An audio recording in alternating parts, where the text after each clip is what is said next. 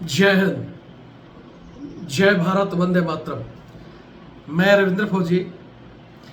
साथियों, कल Bombay high court में एक हलफनामा दायर किया है हमारी सरकार ने,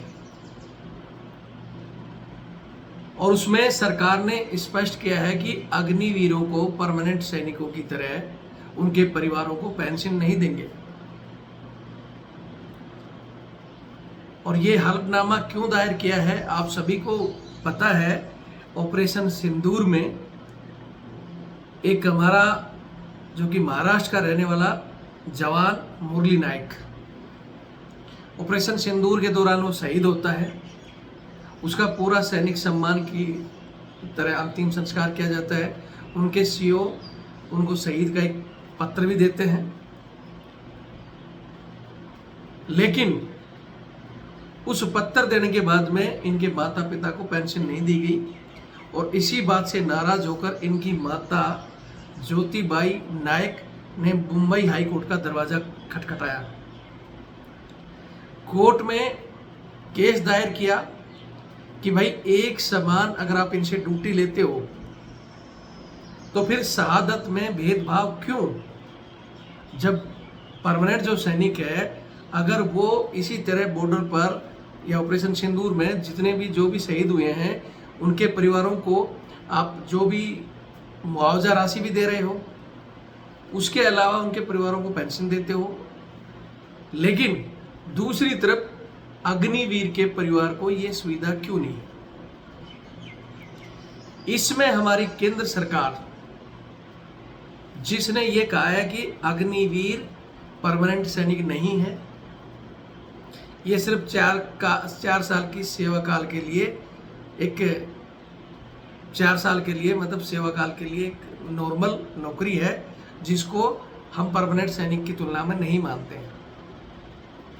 तो आज हम इस विषय पर थोड़ी सी चर्चा करना चाहते हैं।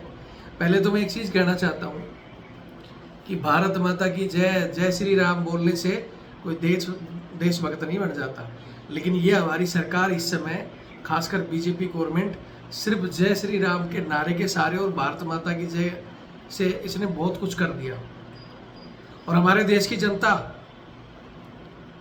वो भी इसी नारे में इनको कि भाई बहुत बड़े देशभक्त हैं।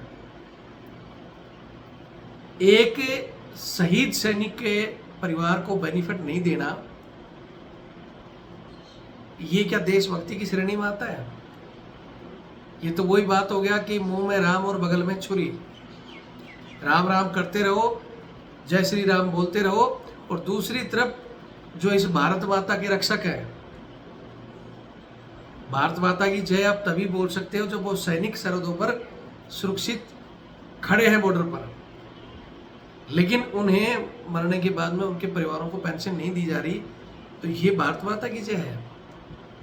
हमारे देशवासियों को कहना चाहता हूँ कि ऑपरेशन सिंदूर में आपने देखा होगा, बहुत से अधिकारियों ने कहा कि हमारे अग्निवीरों ने बढ़ चढ़कर भाग लिया, कंधे से कंधा मिलाकर उन्होंने पूरी रणनीति के साथ लड़ाई लड़ी। ये विषय मैं क्यों कह रहा हूँ आपको याद होगा, ये जब अग्निवीर स्कीम आई थी तो इसका विरोध सर्वप्रथम करने वाला रविंद्र फौजी था, और इसके केस को सीधा सुप्रीम कोर्ट में ले जाने वाला भी रविंद्र फौजी था। उस समय जो पुरानी भर्तियां कैंसिल हुई थी, जिसमें सारे बच्चे सिर्फ भर्तियों को लेकर गए थे, लेकिन हमारे केस में अग्निपथ स्कीम को बदलना और पुरानी भर्तियों को करवाना, दोनों चीज़ें शामिल था। लेकिन सुप्रीम कोर्ट में उस समय जो चंद्रचूड़ सिंह जी जज थे, चीफ जस्टिस, उन्होंने कहा कि भाई सरकार ने कहा कि बहुत सी याचिका हाई कोर्ट में आ चुकी है, तो इनको भी हाई कोर्ट में भेजो, तो हमारे को भी वहाँ भेज दिया गया। हाई कोर्ट में बहस के दौरान पुरानी भर्तियों पर बहस चली, तब भी कोर्ट का रुख था कि बच्चों को न्याय के साथ अन्याय नहीं करेंगे और इनके बारे में सोचेंगे, लेकिन कुछ नहीं सोचा गया। दूसरी तरफ अग्निवीर के विषय में हमने उस समय भी कहा था कि भाई शॉर्ट टर्म की आप इनसे ट्रेनिंग कराओगे, उसके बाद इनको बॉर्डरों पर भेज दोगे, तो ये किस तरह देश सुरक्षित रखेंगे? उस समय सरकारी वकील तर्क देते हैं कि नहीं जी, हम इनको ट्रेनिंग कराकर ऐसे जोखिम भरे इलाके में नहीं भेजेंगे। फिर हमने ये भी मुद्दा उठाया था कि अगर जोखिम भरे इलाकों में या कहीं भी इनके साथ कोई शहादत होती है तो क्या करोगे? तब बार बार इनका एक ही तर्क था कि इनको हम 4 साल की अवधि से पहले ऐसे इलाकों में नहीं भेजेंगे, तो फिर ये ऑपरेशन सिंदूर में इनको लेकर क्यों गए? बॉर्डर पर की तैनाती क्यों की? ये सरकार जवाब दे। और ये खेल कब तक चलेगा? अभी आपने पहला, दूसरा, तीसरा बैच भर्ती किया है। आपको याद है मैंने एक जनरल साहब का, एक जो वर्मा साहब थे गुड़गांव के, उनका एक वीडियो डाला था और उन्होंने स्पष्ट किया था कि भाई जिस तरह आप भर्ती कर रहे हो उस तरह आज तो नहीं है, लेकिन आने वाले 10 साल के बाद में लगभग आपके पास ज़्यादातर 75% से ज़्यादा ये अग्निवीर हो जाएंगे। परमानेंट सैनिक धीरे धीरे आपके आउट हो जाएंगे। सिर्फ 25% फौज आप रखना चाहते हो परमानेंट और 75% रखना चाहते हो आप अग्निवीर, पेंशन ना देने की वजह से।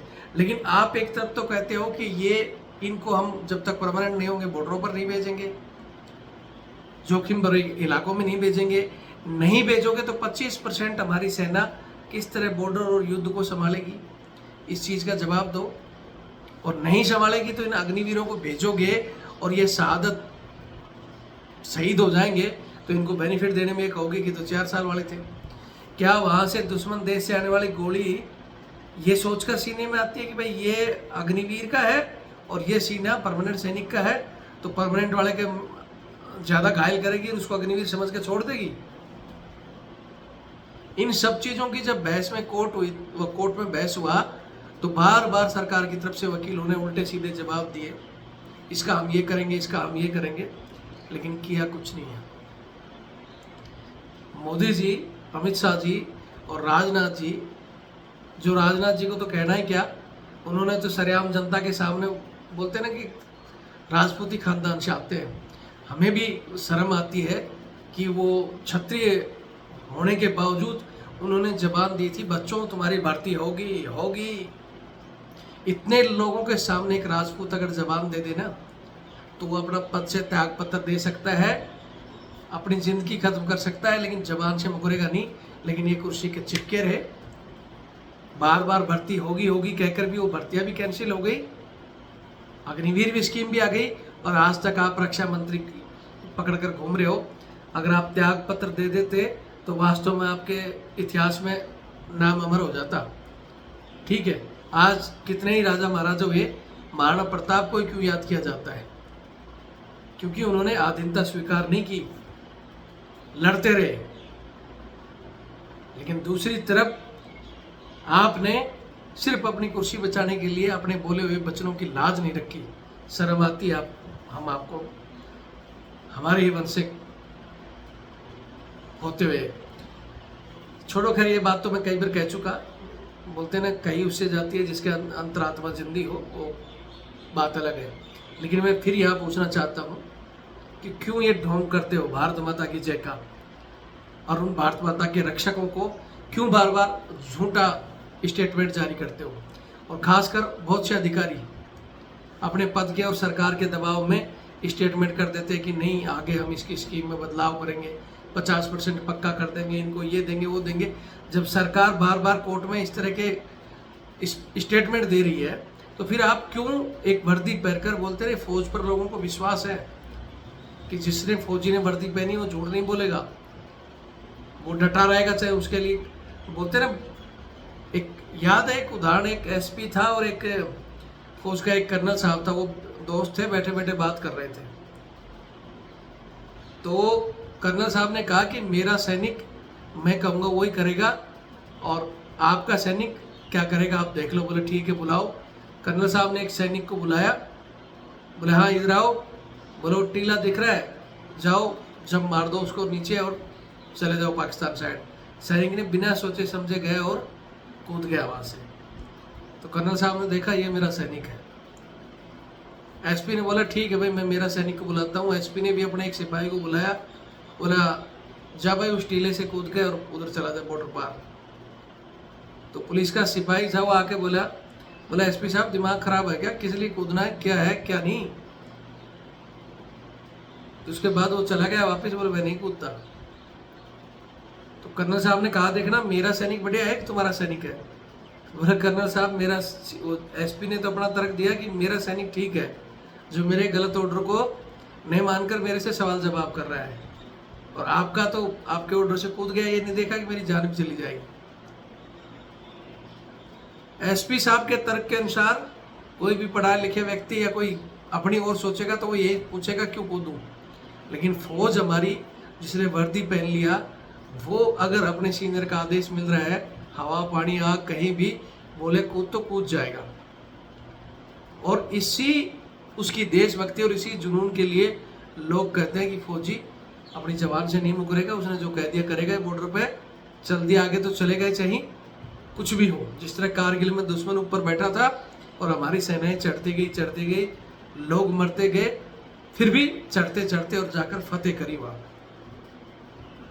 लेकिन आजकल अधिकारियों में किस तरह की भावना आ रखी है कि सरकार के कहने पर स्टेटमेंट ये है वो है, झूठे और टेबल कूट कर सीडीएस बनने के चक्कर में कि ये स्कीम पुरानी है, फौज की है, जबकि हमारे एक जनरल साहब किताब में लिखते हैं कि हाँ भाई सेना चौंक गई थी, एयरफोर्स आर्मी को तो इसका कोई पता ही नहीं था। किसकी स्कीम तो गलत है ही है, लेकिन कम से कम अब इसमें सुधार करने चाहिए।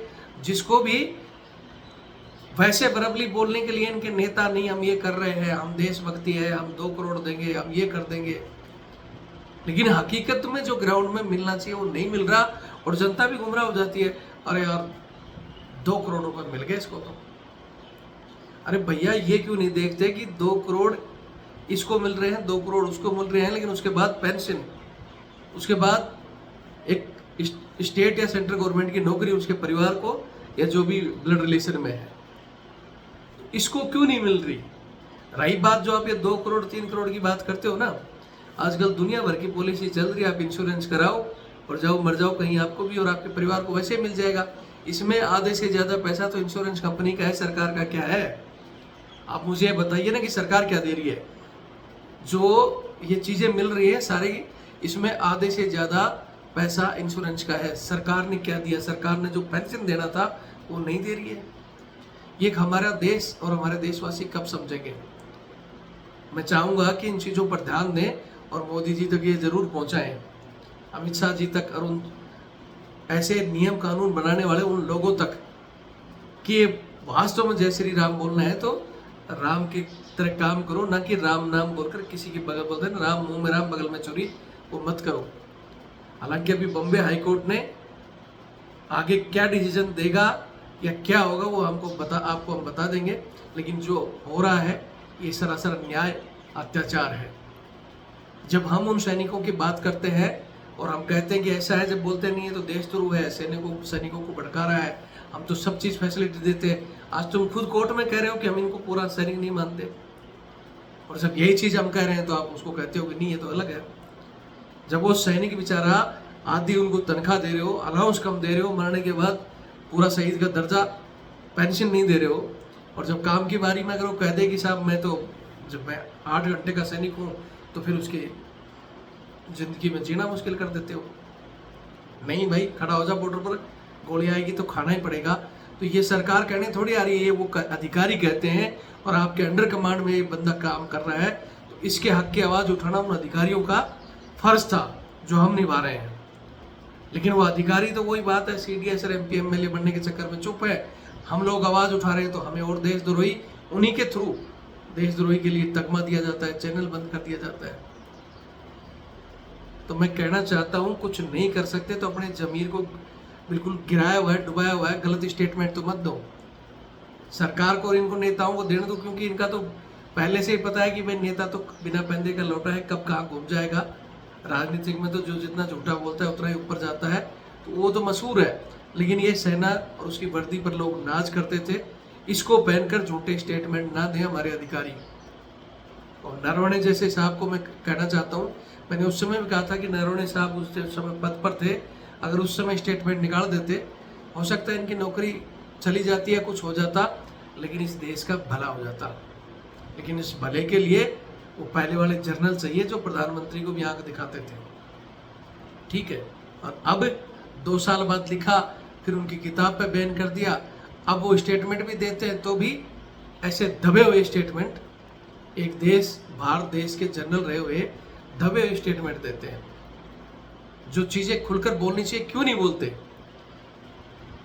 अरे जनरल साहब, मरना जीना तो सब ऊपर वाले के हाथ में है, और ये देश आपको इजाजत देता है सच बोलने की, लेकिन अगर उसमें भी नहीं बोलोगे तो पछताओगे। आने वाले दिनों में जो आपने 2 साल बाद किताब निकाली, हो सकता है और 2-4 साल बाद सरकार आज नहीं तो कल चेंज होगी।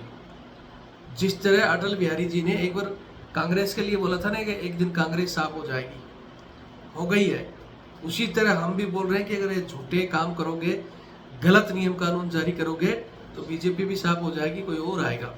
और उस समय फिर ये बहुत से जनरल कर्नल जितने भी है ना बोलेंगे, लेकिन वो फिर जमीर मरने के बाद में दबकर जब बोलोगे, जब उसका कोई अर्थ नहीं रहेगा। बाकी हम तो खुलकर बोलते हैं, जो होगा देखा जाएगा। गलत है तो उसको गलत कहेंगे, जिंदा है तो जिंदा होने का एहसास होना चाहिए। आप कुछ नहीं कर सकते तो वीडियो को शेयर करें, चैनल से जुड़े और इनकी आवाज़ उठाएं। आने वाले भविष्य में अग्निवीर पूरी देश की फौज को संभालेंगे, और उनको अगर इस तरह की सुविधा नहीं मिले तो उनका रिजल्ट क्या होगा तो हमने बता ही दिया था कि अगर कोई युद्ध हुआ, क्योंकि वो तो ठीक है ऑपरेशन सिंदूर था, नॉर्मल में ही टल गया, बड़ा युद्ध होगा जैसे अभी चल रहा है ना बाहर देशों में, उस समय आपको पता चलेगा बजट बचाना और अपनी सेना को मजबूत करने में कितना फर्क है। यही आपके लोग जो फॉरेन कंट्री की बात करते हैं ना, सब फॉरेन कंट्री डिफेंस में इतना बजट क्यों खर्च करती है और उसी की वजह से मजबूत है। ये आपको तब समझ में आएगा जब बोलते हैं ना कि चौकीदार रखने में क्या है, पैसा खर्च होता है, लेकिन जब घर में चोरी हो जाती है ना तब याद आता है कि वास्तव में चौकीदार होता तो ये बच जाता। ठीक है, समय पर आपको सब याद आ जाएगा, नहीं आएगा तो बैठे रहो, समय बड़ा बलवान है, वो नीली छतरी वाला है, एक दिन वो सब सही करेगा। जय हिंद, जय भारत, वंदे मातरम।